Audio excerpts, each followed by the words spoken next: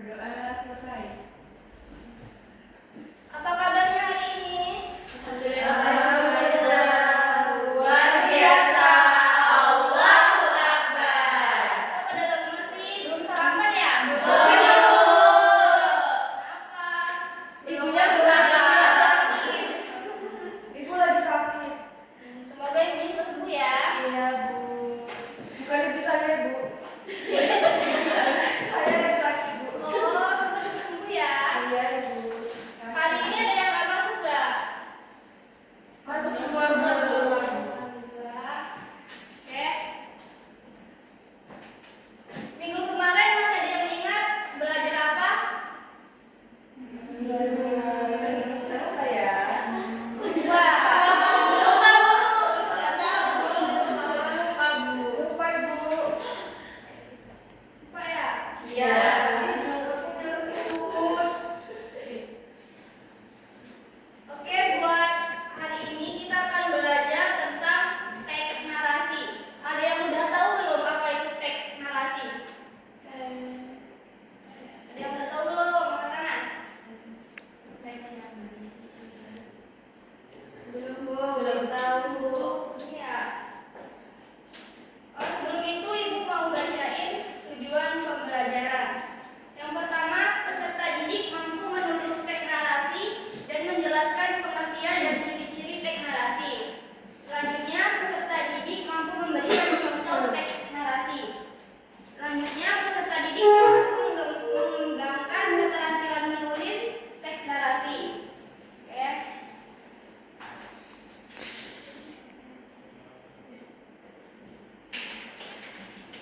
Jadi, apa itu teks narasi? Teks narasi adalah sebuah karangan yang menyajikan serangkaian peristiwa atau kejadian secara kronologis. Peristiwa yang diceritakan bisa berupa fakta atau imajinasi.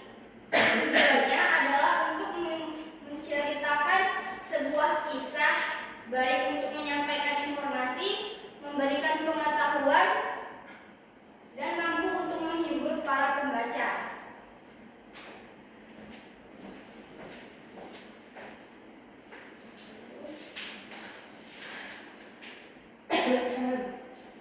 Lalu ciri-ciri teks narasi.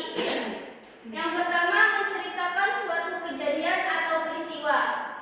Kedua, memiliki unsur tokoh, latar, alur, dan sudut pandang. Selanjutnya disampaikan secara kronologis atau berurutan waktu.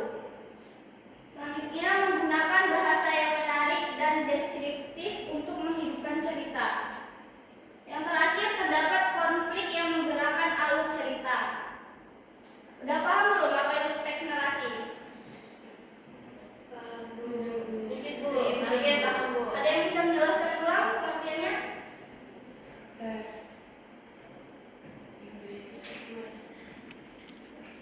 Aku, Bu. Apa enggak? Jadi teks narasi itu adalah teks yang menceritakan suatu kejadian atau peristiwa yang disampaikan secara kronologis atau berurutan. Oke, betul. Tangan dong buat ini. Pada lemes sih? Kenapa? Itu makan dulu tadi. Iya, benar kan ya? Iya. Sekarang Ibu ada sedikit, boleh berdiri?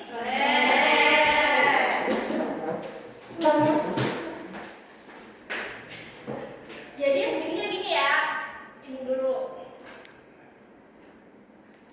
Buka tutup, bertepuk tangan. Buka tutup, tepuk tangan lagi. Digulung-gulung, lalu tersenyum. Ih, digulung-gulung, lalu tertawa. Bisa? Bisa. Bener ya? Satu, dua, tiga. Buka tutup, bertepuk tangan. Buka tutup, tepuk tangan lagi. Digulung-gulung, lalu tersenyum. Digulung-gulung, lalu tertawa.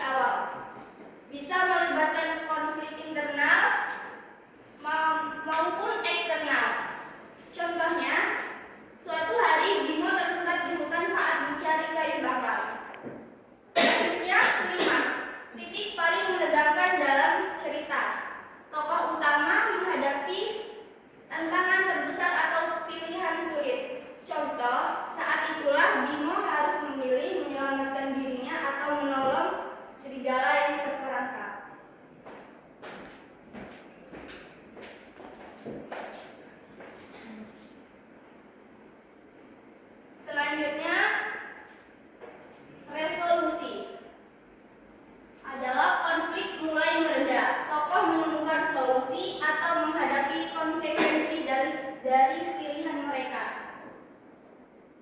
Ceritanya sudah mulai mengarah pada akhir. Contoh, dengan keberanian Bima menolong serigala itu, dan sebagai balasannya, serigala menunjukkan jalan pulang.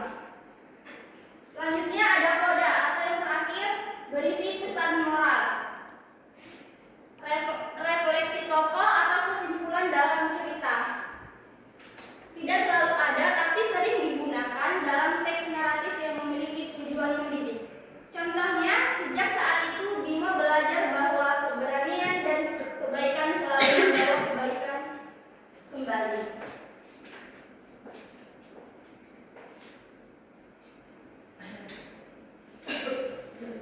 Selanjutnya jenis-jenis teks narasi. Ada yang mau bantu bacain nggak? Aku Bu. Boleh Mbak Septi? Yang satu ya Bu, yang atas. Iya. Narasi ekspositoris informatif. Teks ini fokus pada menyampaikan informasi yang akurat dan jelas tentang suatu peristiwa. Contohnya adalah biografi tokoh sejarah atau laporan kejadian. Oke Bu, lanjut. Yang kedua ada narasi artistik. Teks ini bertujuan untuk memberikan pengalaman keindahan dan emosi kepada pembaca melalui cerita yang menarik. Bisa berupa fiksi, cerpen dan novel, atau non-fiksi dengan bahasa yang kaya dan kiasan. Yang ketiga, narasi sugestif. Teks ini menceritakan peristiwa dengan maksud terselubung atau untuk memberikan sugesti atau pesan tertentu kepada pembaca. Contohnya adalah cerita dengan pesan moral atau cerita yang bertujuan untuk mengubah pandangan pembaca. Ya Bu. Terima kasih ya Mbak Septi. Ya Bu. Selanjutnya ada contoh dari teks narasi. Dibaca ya, nanti ada pertanyaan. Ada yang membaca satu orang? Oke, Mbak Ulul boleh. Sepatu tua di bawah meja. Di sudut ruang kelas yang remang, sebuah sepatu tua tergeletak di bawah meja. Warnanya pudar, soalnya mulai terlepas, dan tali sepatunya hampir putus. Anak-anak yang baru masuk ruangan itu mengeringitkan hidung, meledak, lalu tertawa. Siapa yang masih pakai beginian? Ejek salah satu dari mereka melihat sepatu itu menjauh. Namun, tidak ada yang tahu bahwa sepatu itu milik Raka, anak yang selalu datang paling pagi dan pulang paling lambat. Ia jarang bicara, tapi setiap kali gurunya berbicara, matanya berbinar. Ia mencatat dengan penuh semangat, walau hanya dengan pensil kecil yang sudah tumpul. Di rumah, Raka tinggal bersama neneknya yang sakit-sakitan. Ayah dan ibunya telah tiada sejak ia kelas 2. Setiap pagi ia menjajakan gorengan buatan neneknya sebelum berangkat sekolah. Uangnya ia simpan untuk membeli buku-buku bekas yang ia baca berulang-ulang.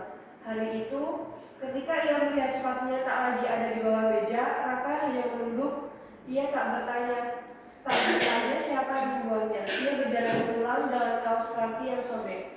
Menyusuri jalan berdebu, tetap tersenyum ketika melihat langit sore yang cerah, dan besoknya ia tetap datang paling pagi.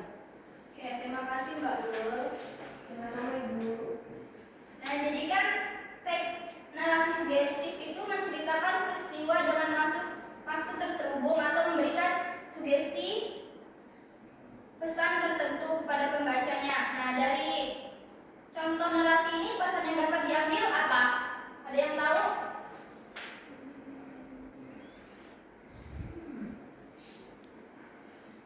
Gak boleh ngejek. Ada yang lain? Iya, kamu bisa nggak jawab? Jawab loh, kasihan. Cari itunya.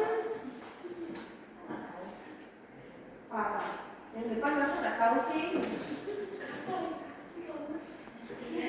Jadi apa? Ada yang tahu? Iya. Pesan dari teks ini. Mbak Abdul tahu nggak? Nggak tahu Bu. Mbak Septi? Apa ya, kalau tetap tersenyum walaupun disakiti terus Bu.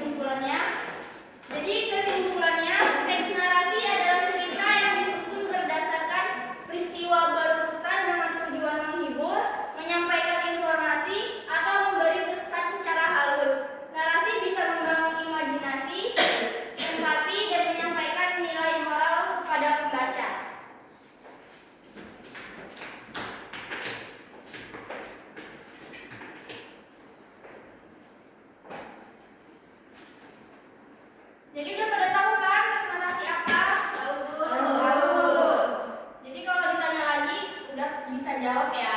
Ya. Oke. Tugasnya jangan lupa dikerjakan, bisa dikumpulkan minggu depan saat pertemuan lagi. Ya, Bu. Siap. Bu rasa sampai pertemuan kita hari ini sampai di sini karena waktunya udah habis. Ibu akhiri